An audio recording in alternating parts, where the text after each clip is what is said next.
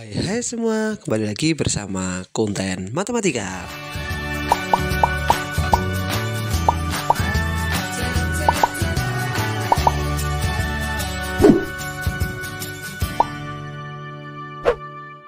Pada kesempatan kali ini kita akan belajar materi Pythagoras.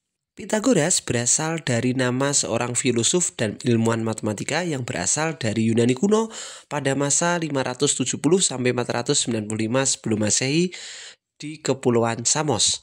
Penemuannya yang terkenal hingga saat ini adalah teorema Pythagoras. Manfaat dari Pythagoras salah satunya adalah dalam bidang arsitektur dan konstruksi, navigasi, menentukan jarak terdekat. Kita akan melihat simulasi dari sebuah tayangan berikut. Perhatikan air pada sisi A dan air pada sisi B. Jika digabungkan akan sama dengan air pada sisi C. Di sini terdapat sebuah segitiga dan 3 buah persegi, di mana sisi-sisi dari persegi tersebut merupakan sisi dari ketiga buah sisi pada segitiga. Ada sisi A, sisi B, dan sisi C, di mana sisi C ini merupakan sisi terpanjang dari sebuah segitiga dan dibuat sebuah persegi terbesar dari 3 buah persegi yang ada. Di dalam persegi tersebut diisi dengan air. Kita akan lihat bagaimana air tersebut akan menempati persegi-persegi yang sudah ada. Ternyata setelah kita lihat dari percobaan tersebut, jumlah air dari persegi A dan persegi B itu akan menempati persegi C. Dengan kata lain, bahwa air dalam persegi C itu merupakan penjumlahan dari air-air yang ada di persegi A dan persegi B.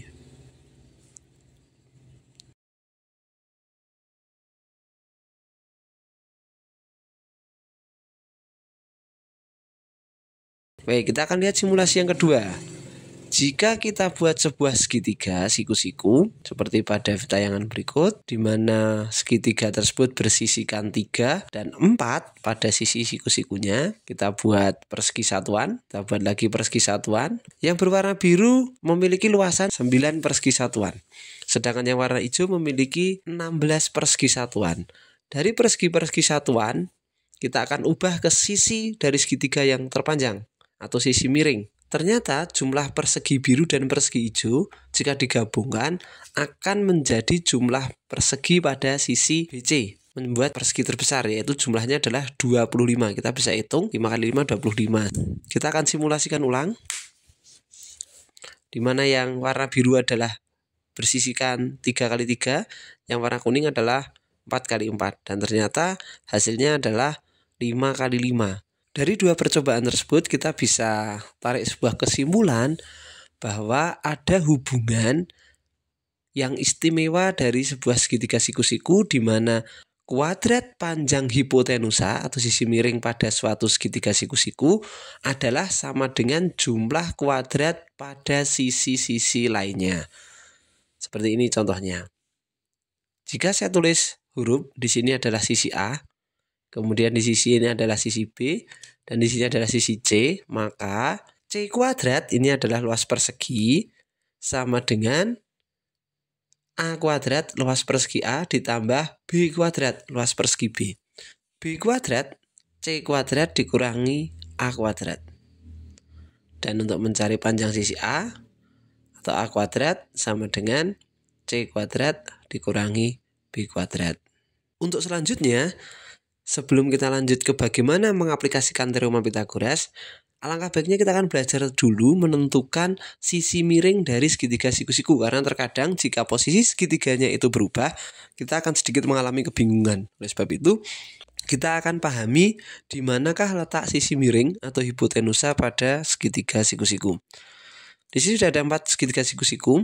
Kalau dari segitiga yang pertama, kita akan ketahui bahwa sisi miringnya adalah sisi F, dan sisi penyikunya adalah G dan E. Dan segitiga berikutnya ini adalah sisi miring atau hipotenusa. Kemudian untuk segitiga yang ini, sisi miringnya adalah H, yang adalah hipotenusanya atau sisi miring. Yang berikutnya sisi miringnya adalah sisi L. Ini juga hipotenusa. Baik, sampai di sini kita bisa mengetahui bahwa sisi miring adalah sisi yang tidak berada pada sudut siku-siku.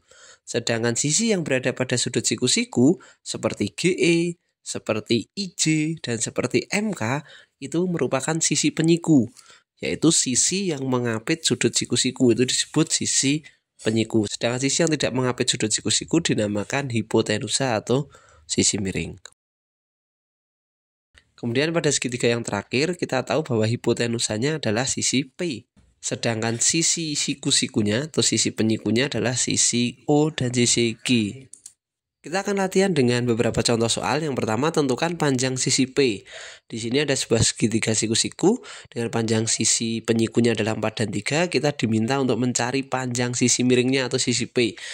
Di bawah juga sudah saya siapkan untuk teorema Pythagoras untuk diingat-ingat bahwa P kuadrat karena merupakan sisi miring ini setara dengan mencari C. Sisi miring kuadrat adalah 4 kuadrat ditambah 3 kuadrat. 4 kuadrat adalah 16 ditambah 3 kuadrat adalah 9. 16 ditambah 9 adalah 25, itu adalah P kuadrat. Karena kita diminta untuk mencari P saja, maka untuk mencari P saja adalah akar dari 25. Akar 25 adalah 5. Jadi panjang sisi P sama dengan 5 cm. Soal yang berikutnya, tentukan panjang sisi M. Di sini ada sebuah segitiga. Panjang sisi penyikunya adalah 5 dan 12. Kita diminta untuk mencari panjang sisi M. Maka M kuadrat sama dengan 5 kuadrat ditambah 12 kuadrat. 5 kuadrat adalah 25. Kemudian ditambah 12 kuadrat adalah 144. Maka M kuadrat adalah nilainya 169. Dan nilai M adalah akar dari 169 yaitu 13 cm. Jadi panjang sisi M adalah 13 cm.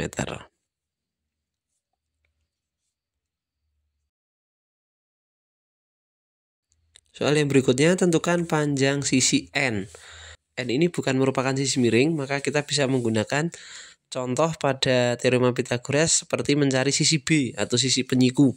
Jadi N kuadrat sama dengan 10 kuadrat dikurangi 6 kuadrat. 10 kuadrat sama dengan 100 dikurangi 6 kuadrat adalah 36.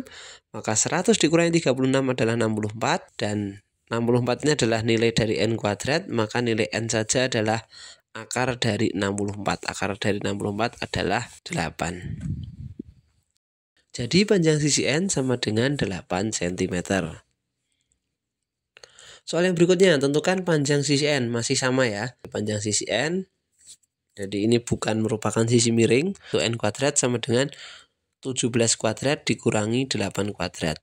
17 kuadrat adalah 289 dikurangi 8 kuadrat adalah 64. Maka hasilnya adalah 289 dikurangi 64 adalah 225. Ini adalah N kuadrat. Maka untuk mencari N adalah akar dari 225. Akar dari 225 itu adalah 15. Jadi panjang sisi N sama dengan 15 cm. Kemudian yang berikutnya, tentukan panjang sisi K. Ini sudah melibatkan beberapa segitiga, namun tidak perlu bingung. Saya akan simulasikan terlebih dahulu. Kita akan gambar dulu panjang sisi segitiganya. Pandang segitiga DBC. Panjang DB adalah 15 dan panjang BC adalah 17. Maka untuk mencari panjang CD kita bisa lakukan dengan cara CD kuadrat adalah 17 kuadrat dikurangi 15 kuadrat.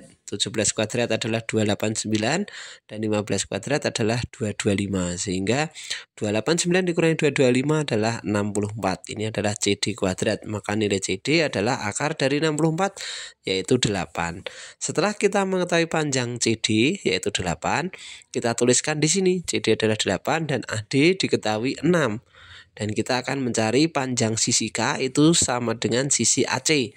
Maka kita lakukan dengan AC kuadrat sama dengan, karena ini sisi miring, maka kita akan jumlahkan kuadrat sisi penyikunya yaitu AD kuadrat ditambah CD kuadrat. AD kuadrat adalah 6 kuadrat ditambah 8 kuadrat. 6 kuadrat adalah 36 dan 8 kuadrat adalah 64. Sehingga jika dijumlahkan menjadi 100. 100 itu adalah AC kuadrat. Maka untuk AC saja adalah akar dari 100. Akar dari 100 adalah 10.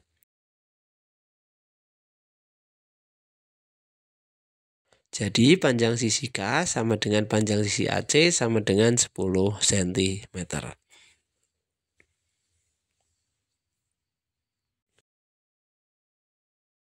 Soal berikutnya, tentukan panjang sisi M. Di sini ada dua gabungan segitiga, kita akan gambar terlebih dahulu. Segitiga yang pertama yaitu segitiga ABD. Di sini sudah diketahui bahwa panjang sisi AB adalah 5 dan panjang sisi AD adalah 13, dan kita akan mencari panjang sisi BD. Untuk mencari BD kuadrat itu dilakukan dengan cara 13 kuadrat dikurangi 5 kuadrat. Sama dengan 13 kuadrat adalah 169 dikurangi 5 kuadrat adalah 25. Maka hasilnya 169 dikurangi 25 adalah 144. Itu adalah nilai dari BD kuadrat. Kemudian untuk mencari panjang BD adalah akar dari 144 yaitu 12. Setelah BD diketahui, kita akan menggambar ulang segitiga BDC. Nah, kemudian segitiga BDC kita gambar. Nilai dari BD adalah 12 dan nilai dari DC adalah 35. Kita akan mencari panjang sisi M atau panjang sisi BC. Maka BC ini merupakan sisi miring dari segitiga siku-siku, maka kita akan jumlahkan dari kuadrat sisi penyikunya, yaitu BC kuadrat sama dengan 12 kuadrat ditambah 35 kuadrat. 12 kuadrat adalah 144 ditambah 35 kuadrat adalah 1225. Sehingga hasilnya adalah 144 ditambah 1225 adalah 1369. Itu adalah BC kuadrat. Maka untuk mencari panjang BC adalah akar dari 1369 sama dengan 37. Jadi panjang sisi M sama dengan 37 cm. Demikian video pembahasan pada kesempatan kali ini. Jika kalian suka dengan video ini, jangan lupa klik tombol like, subscribe, serta bunyikan lonceng notifikasinya agar kalian memperoleh video-video menarik lainnya dari konten matematika.